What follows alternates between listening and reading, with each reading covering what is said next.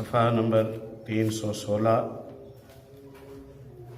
باب حد المرأة علی غیر زوجہا۔ یہ صحیح بخاری کتاب الجنائز ہے۔ جنائز اور میتوں کے حوالے سے اس میں مسائل کا ذکر ہے۔ یہ باب ہے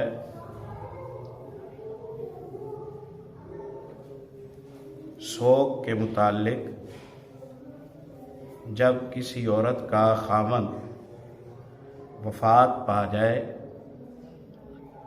تو اس کے لیے احداد یا ہمارے یہاں جیسے کہا جاتا ہے غم، سوگ یا دوسرے لفظوں میں عدت کے کیا ضوابط ہیں، اس سے متعلق اس باب میں حدیث لائے ہیں۔ حد یا احداد کا لغوی معنی ہے روک دینا۔ حدود کو حدود اسی لیے کہا جاتا ہے کہ یہ معاشرے سے جرم کو روکنے کا سبب ہوتی ہیں، اور حدود اللہ کو حدود اللہ اسی لیے کہا جاتا ہے کہ ان پر ٹھہرنا ضروری ہوتا ہے، ان سے تجاوز کرنے کی اجازت نہیں ہوتی۔ عورت اپنے خاوند کی وفات پر جو عدت گزارتی ہے، جو افسوس کے ایام گزارتی ہے، جو سوگ مناتی ہے، اس کے لیے لفظ حد استعمال کیا گیا ہے۔ دراصل احداد روکنا، رکنا، اس کا جنائز کے موضوع میں معنی یہ بنتا ہے کہ وفات کی پریشانی کے پیش نظر زیب و زینت سے، آرائش و زیبائش سے، میک اپ وغیرہ سے رک جانا۔ آرائش، زیبائش، زیب و زینت، میک اپ کرنا، اس کا تعلق خواتین سے ہے، اس کا تعلق مردوں سے نہیں ہے۔ گویا وفات کے موقع پر مردوں کا 3 دن کے لیے اپنے گھر میں پابند ہونا وہ انتظامی سہولت کے پیش نظر ہے کہ وہ صدمے میں ہیں۔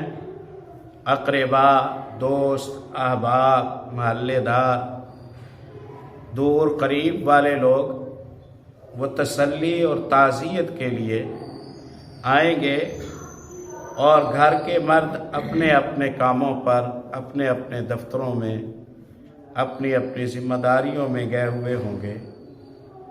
تو یوں زائرین کے لیے یا تعزیت کرنے والوں کے لیے دقت پیدا ہوگی۔ اس لیے اجازت ہے کہ 3 دن وہ ٹھہر جائیں۔ 3 دن وفات کی صورت میں وہ گھر رک جائیں، ٹھہر جائیں، تاکہ تعزیت کرنے والے تعزیت کر لیں اور آسانی ہو جائے۔ ہم نے عرض کیا کہ یہ جائز ہے، تو اس لیے جائز کا لفظ استعمال کیا ہے کہ حتیٰ کہ مردوں کا 3 دنوں کے اندر روزمرہ معمولات کو جاری رکھنا شرعاً منع نہیں ہے انشاءاللہ۔ شرعاً معمولات زندگی جاری و ساری رہیں، کوئی حرج کی بات نہیں، لیکن مشکل کیونکہ پیدا ہوگی تعزیت کرنے والوں کے لیے تو کوئی حرج کی بات نہیں، یہ بیٹھ جائیں، وہ چارپائی پر بیٹھیں، وہ کرسی پر بیٹھیں، وہ صوفے پر بیٹھیں، وہ چٹائی پر بیٹھیں۔ شریعت اسلامیہ افسوس کہ ان دنوں میں بیٹھنے کے لیے کسی مسند کو متعین نہیں کرتی۔ جو ہمارے یہاں رائج ہے کہ وفات کی صورت میں دریاں چٹائیاں بچھائی جائیں اور اس پر بیٹھا جائے، تو واللہ عالم یہ شاید اس لیے یہ بات ہمارے معاشرے میں رواج پا گئی ہے کہ اس میں تھوڑی جگہ میں زیادہ بندوں کی گنجائش بن جاتی ہے۔ چار پائیاں ہوں گی تو زیادہ لوگ نہیں بیٹھ سکیں گے، مہمانوں نے کیونکہ زائرین نے زیادہ آنا ہوتا ہے تو دری بچھا دو، چٹائی بچھا دو، تاکہ سب اطمینان سے جتنی دیر انہیں بیٹھنا ہے بیٹھ سکیں، اضافی تکلف اور اہتمام سے بچ جائیں۔ یہ ہمیشہ یاد رکھیے کہ شریعت اسلامیہ کوئی قیدیں، کوئی شرطیں، کوئی استثناءات نہ لگائے تو وہ اس لیے نہیں لگاتی یا خاموش رہتی ہے تاکہ ہمارے لیے معاملات میں سہولت ہو۔ کچھ کھلی ڈھلی بات میں اگر عرض کروں تو وہ یہ ہے کہ انشاءاللہ وفات والے گھر میں کسی بھی مقام پر اہل میت کا بیٹھنا جائز ہے۔ معمولات ہیں، زندگی کا سرکل ہے، اہم ضرورت ہے، کوئی سفر ہے، کوئی کاروباری معاملہ ہے جس کو ڈیلے نہیں کیا جا سکتا ہے تو وہ کر لیں۔ کوئی کارخانہ دار ہے تو کوئی لازم نہیں ہے کہ وہ وفات جو ہو گئی ہے اب وہ کارخانہ بند کرے۔ کوئی اسکول کالج کا مالک ہے، پرائیویٹ کالج اسکول چلا رہا ہے تو کوئی لازم نہیں ہے کہ وہ سلسلہ تعلیم 1500 بچوں کا، طالب علموں کا وہ روکے نہیں۔ وفات کی صورت میں وہ خود فرد ٹائم نہیں دے سکتا ہے تو نہ دے۔ اس کے کاروبار جس انداز سے چل رہے ہیں، اس کا بزنس چل رہا ہے، اس کا کارخانہ چل رہا ہے، اس کا کوئی تعلیمی ادارہ چل رہا ہے تو وہ چلایا جا سکتا ہے۔ روزمرہ جو ذمہ داریاں ہیں، کفالتیں ہیں، وہ سب اسی طرح جو کی تو برقرار رکھی جا سکتی ہیں۔ یہ قابل اعتراض بات نہیں ہے، اس پر کوئی اعتراض کا نقطہ نہیں اٹھانا چاہیے۔ وفات کے دوسرے دن، تیسرے دن اگر کوئی شخص کسی کاروبار کے معاملے میں دیکھے تو اس پر انگلی نہ اٹھائیں۔ سفارشات میں سے یہ ہے کہ اہل میت وہ زائرین کی سہولت کے لیے ذرا اکٹھے رکے رہیں تاکہ آنے جانے والوں کو سب سے ملاقات کرنا آسان ہو۔ لازم نہیں ہے یہ۔ اس دوران انشاءاللہ جو ذمہ داریاں ہیں وہ ادا کی جائیں گی۔ جناب صدیق اکبر رضی اللہ تعالیٰ عنہ نے اپنی وفات سے پہلے ایک لشکر کی روانگی کے حوالے سے عمر ابن خطاب رضی اللہ تعالیٰ عنہ کو وصیتیں کی، اور ان وصیتوں میں یہ کہا کہ اگر میری وفات رات کو ہو جائے تو صبح سے پہلے لشکر کو روانہ کر دینا، میری موت کے عذر سے لشکر کو نہ روکنا، اور اگر میری وفات دن کو ہو جائے تو رات کی انتظار کرنے سے پہلے لشکر کو روانہ کر دینا اور لشکر کو نہ روکنا۔ اگر کسی وفات کی وجہ سے کوئی ضروری کاموں کو روکا جا سکتا ہوتا تو میں وہ نہ کرتا جو میں نے رسول اللہ صلی اللہ علیہ وسلم کی وفات کے موقع پر کیا تھا۔ ایک مسئلہ جو الجھ سکتا تھا، جو طول پکڑ سکتا تھا، جو جھگڑے کا سبب بن سکتا تھا، اس معاملے کو سلجھانا انتہائی ضروری تھا۔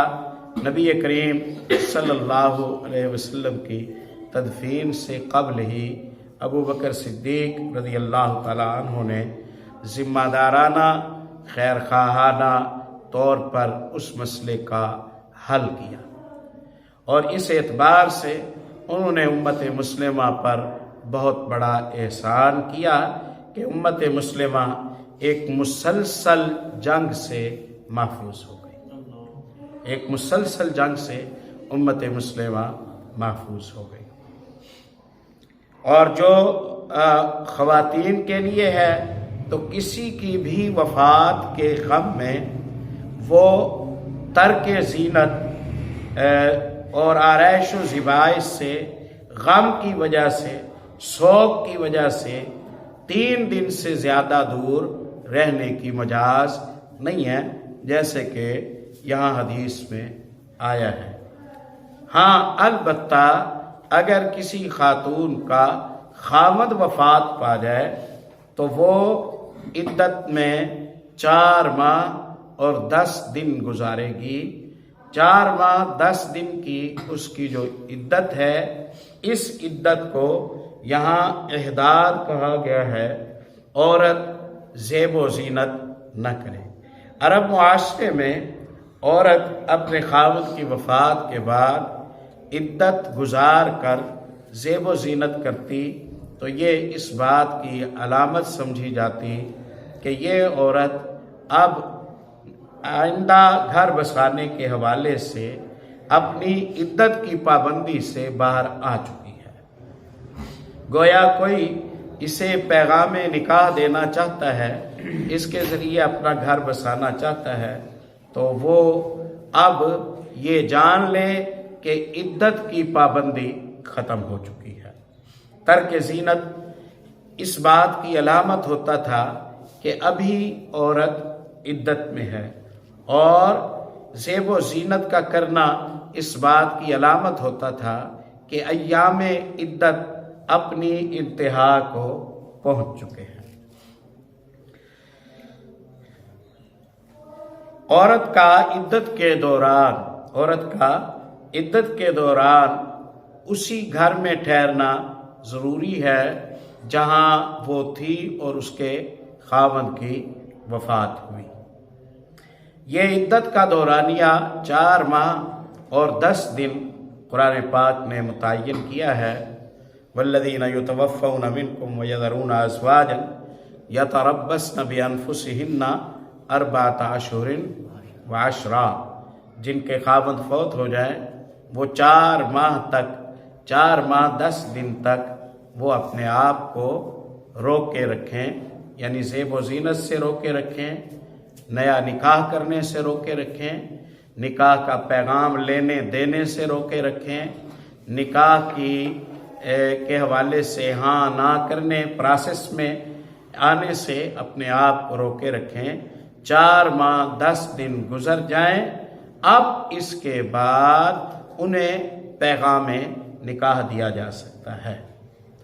ہاں 4 ماہ کے اندر کوئی غیر محسوس نوعیت کا اشارہ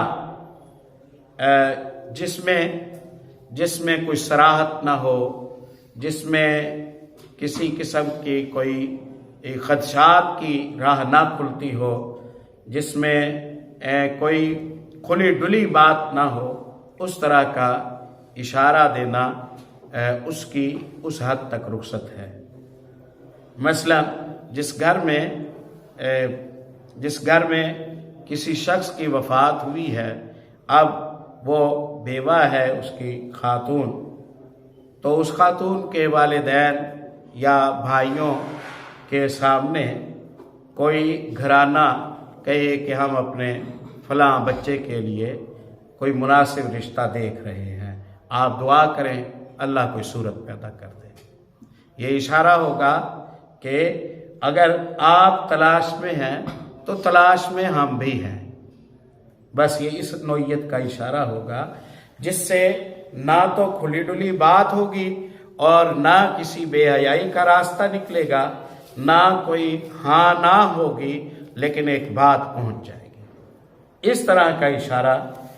یا مثلا آپ دعا کیجئے اللہ ہمارے لیے کوئی مناسب سبب میسر فرما دے، کوئی بہتر لوگ ہمارے ساتھ وابستہ کر دے، بس اس طرح، اور ضمناً کہہ دے آپ ہماری نگاہوں میں محترم لوگ ہیں، ہماری نگاہوں میں آپ کی اچھی حیثیت ہے، بس کافی ہے۔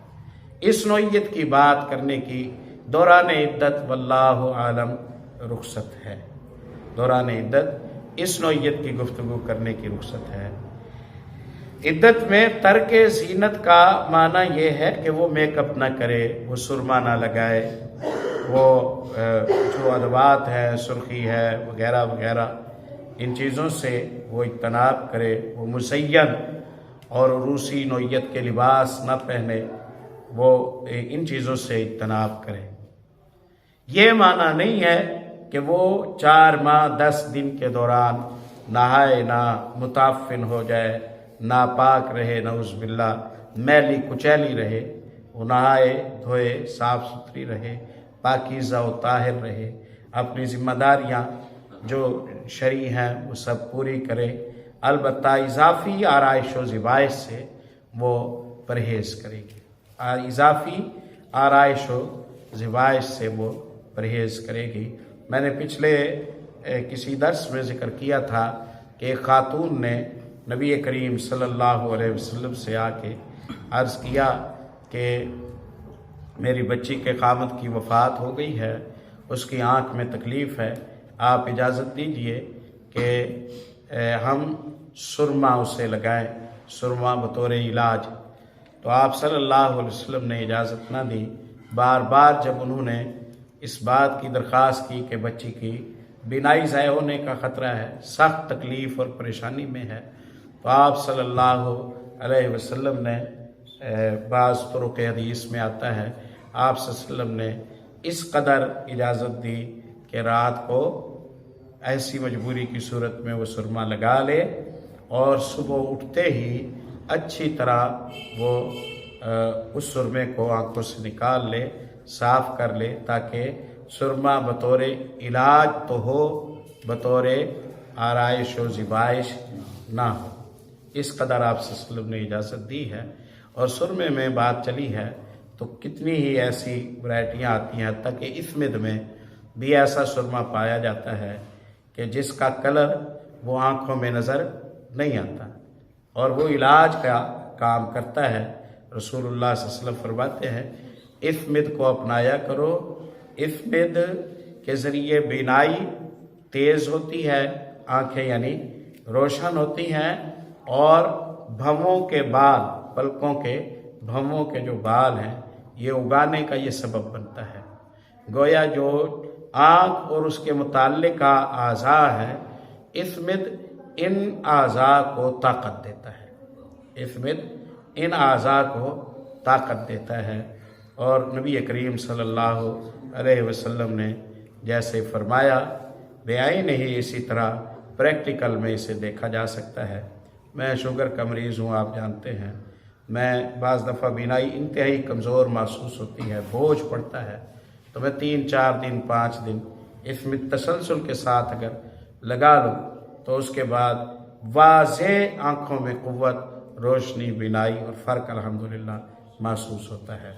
یہ تائید نہیں کہ رسول اللہ صلی اللہ علیہ وسلم کی بات اگر تجربے سے نہ بھی نکلی ہو، گزری ہو، تب بھی وہ ٹھیک ہوتی ہے، لیکن یہ ایک اظہار تشکر کے لیے، تاکہ ہمارا پیارے نبی صلی اللہ علیہ وسلم کی باتوں پر ایمان پختہ ہو، یہ اس نوعیت کی گواہی ہو گئی ہے۔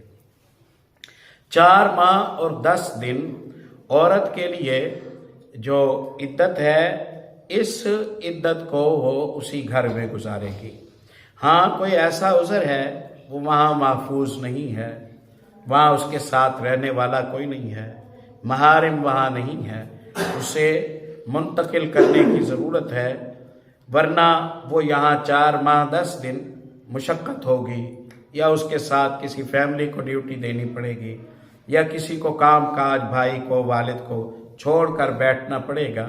تو ان مجبوریوں کی صورت میں فوری طور پر ہی اسے اس مقام پر منتقل کر دیا جائے جہاں وہ محفوظ ہو، اس طرح کے خلل نہ ہوں، اس طرح کی پریشانیاں نہ ہوں، اور 4 ماہ 10 دن وہ وہاں گزار لے۔ اس دوران یہ عورت کے لیے بالکل مناسب نہیں ہے کہ وہ بہت زیادہ مجبوری کے بغیر وہ باہر نکلے۔ کوئی شادیاں ہیں، کوئی فنکشن ہیں، کوئی ولیمے عقیقے ہیں، یا کوئی چھوٹی موٹا مرض ہے، تو وہ ان آزار کے پیش نظر وہ باہر نہ جائے، گھر ہی میں ٹھہرے۔ ہاں ایسے مرض کی خدا نخواستہ نوعیت آ گئی ہے جس کا علاج گھر میں نہیں کرایا جا سکتا، افورڈ نہیں ہو سکتا، ڈاکٹر میسر نہیں ہے، تو لے جائیں، ضرورت پوری کرنے کے بعد واپس لے آئیں۔ اور اگر علاج معالجہ کرانے کے لیے اسے گھنٹے آدھے گھنٹے کے لیے جانا پڑتا ہے تو وہ جائے اور فوراً وہ واپس پلٹے۔ اگر وہ کسی ذمہ داری سے گزر رہی ہے، وہ ٹیچر ہے، وہ کوئی تعلیمی ادارہ چلا رہی ہے یا کچھ، تو اسے کہا جائے گا کہ وہ متبادل انتظام کرے تاکہ کسی نافرمانی میں نہ آئے۔ انتہائی مجبوری کی صورت میں دن کے وقت تھوڑی دیر کے لیے جا کر وہ فوراً واپس پلٹے اور رات گھر گزارے۔ واللہ عالم، اس حد تک انشاءاللہ گنجائش ہے۔ 4 ماہ اور 10 دن عورت کی متوفی عنہا زوجہا کی عدت متعین کرنے میں جو حکمت نظر آتی ہے واللہ عالم، وہ یہ ہے کہ 4 ماہ 10 دن میں یہ بات کھل جاتی ہے کہ عورت حالت حمل و امید میں ہے یا عورت حالت حمل و امید میں نہیں ہے۔ جو عدتیں متعین ہیں حتیٰ کہ طلاق وغیرہ کی دیگر، یہ عدتیں ان کے مقاصد میں ایک یہ بھی ہوتا ہے کہ خاتون کا رحم اولاد سے خالی ہے، اس بات کو کلیئر کیا جائے تاکہ حالت امید میں اس خاتون کا آگے کہیں نکاح کر کے نسب میں خدا نخواستہ خلل کی صورت نہ بنے۔ اس لیے مثلا ایک صورت ہے لعان کی۔ لعان میں دونوں فریقوں کی آپس میں بدگمانی کی صورت ہوتی ہے، عدالت انہیں علیحدہ کرتی ہے بیانات اور قسمیں لے کر، تو اس عورت کو بھی 1 ماہ کی عدت گزارنی پڑتی ہے۔ اسے کہتے ہیں استبراء رحم، یعنی 1 مہینے میں ایام کے آنے سے یہ کلیئر ہو جاتا ہے کہ رحم خالی ہے، امید نہیں ہے، تو آگے اس کے لیے راستہ کھول دیا جاتا ہے۔ خلا لینے والی جو عورت ہے اس کو بھی استبراء رحم کے لیے 1 مہینے روکا جاتا ہے، اس کے بعد اس کو آئندہ نیا راستہ لینے کی اجازت دے دی جاتی ہے تاکہ استبراء رحم ہو جائے۔ تو 4 ماہ 10 دن حمل کے واضح ہونے کے لیے یہ بہت کافی مدت ہے۔ رسول اللہ صلی اللہ علیہ وسلم فرماتے ہیں کہ یجمع خلق احدکم فی بطن امہ، بندے کی پیدائش کے مراحل یہ ہیں کہ بطن مادر میں اس کی پیدائش کی جو ابتدا ہوتی ہے بطور نطفہ، وہ 40 دن تک اسی حالت میں رہتا ہے۔ 40 دن کے بعد یہ بطور مضغہ بدل جاتا ہے۔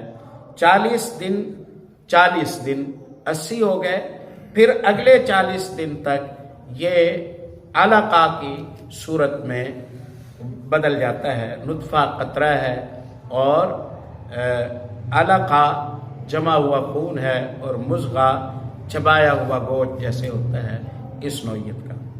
تو یہ 3 مراحل ہیں 40 دن نطفہ، 40 دن علقہ، 40 دن مضغہ، 40 دن مضغہ۔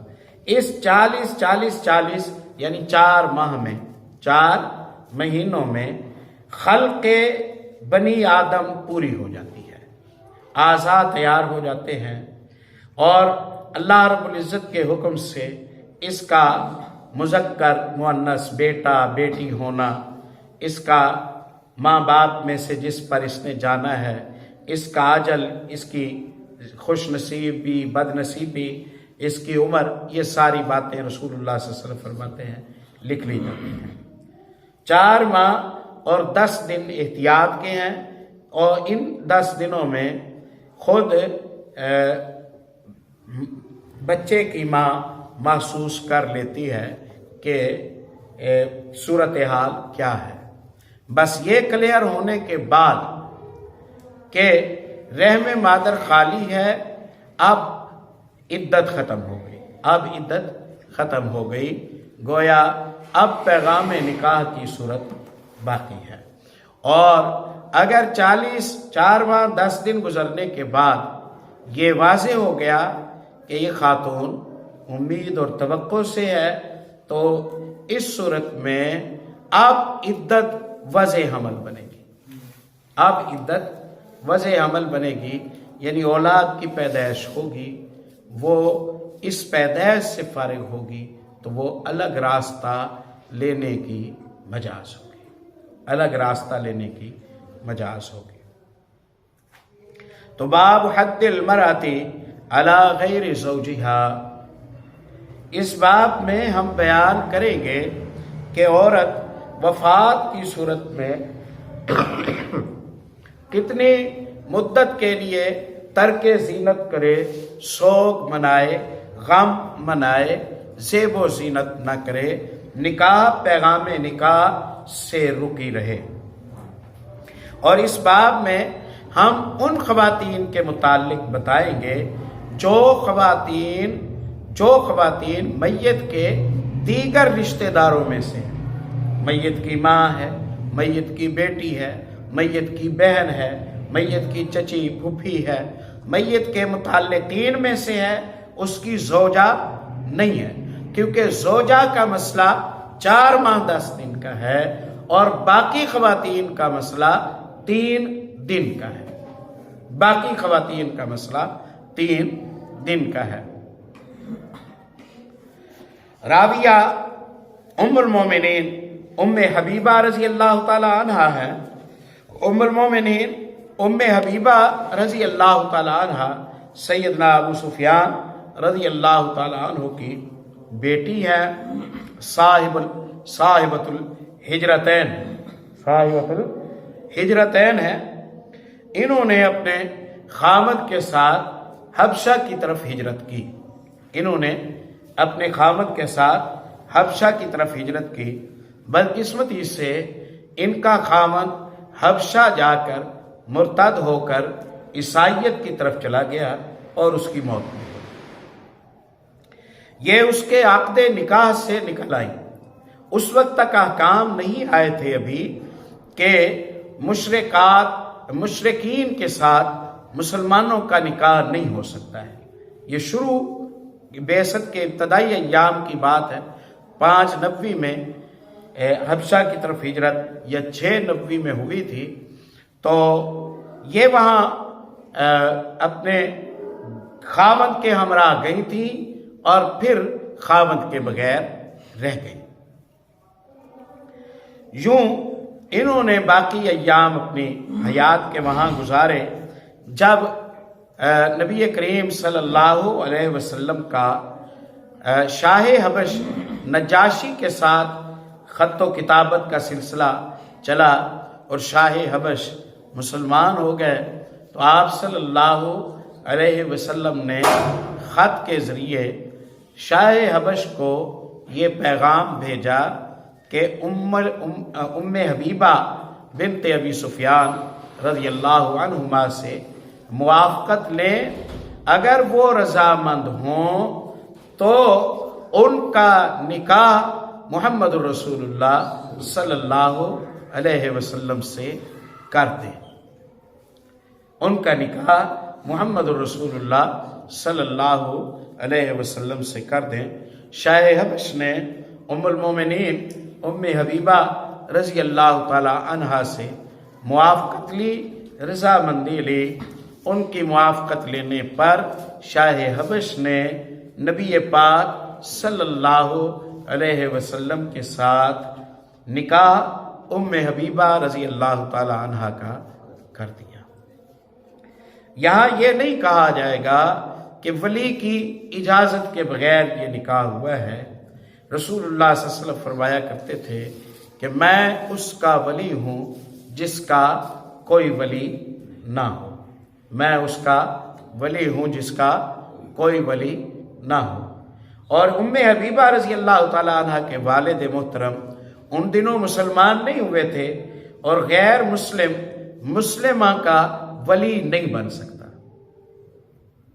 تو یوں ام حبیبہ رضی اللہ تعالی عنہ اب اس وقت اہل اسلام کے سربراہ محمد رسول اللہ صلی اللہ علیہ وسلم کی زیر ولایت ہوئی۔ پھر نکاح میں بنیادی جو بات ہے وہ ایجاب و قبول ہے کہ دونوں فریق اپنی ذمہ داریوں کو اپنے آپ پر لازم سمجھیں اور ذمہ داریوں کو قبول کر لیں۔ وہ ہو گیا اور اس نکاح میں یہ راستہ ملا کہ اگر معتبر ذرائع سے اور معتبر گواہوں کی موجودگی میں نکاح کیا گیا اور فریقین میں سے ایک فریق امریکہ میں بیٹھا تھا، دوسرا فریق پاکستان میں بیٹھا تھا، تو ہو سکتا ہے یہ نکاح۔ ٹیلی فونک نکاح کی ضرورت آج پڑی ہے اور نبی کریم صلی اللہ علیہ وسلم کا ام حبیبہ رضی اللہ تعالی عنہ کے ساتھ جو نکاح ہے یہ اس نوعیت کے نکاح کو جائز قرار دیتا ہے۔ حفاظت کے ذرائع مقرر کیے جائیں، جہاں خلل آنے کا اندیشہ تھا اسے رفع کیا جائے، اندیشے ختم کر دیے جائیں، تو انشاءاللہ یہ نکاح ٹھیک ہے۔ بس یہاں ہم اکتفا کر لیتے ہیں، باقی بات انشاءاللہ کل کے سبق میں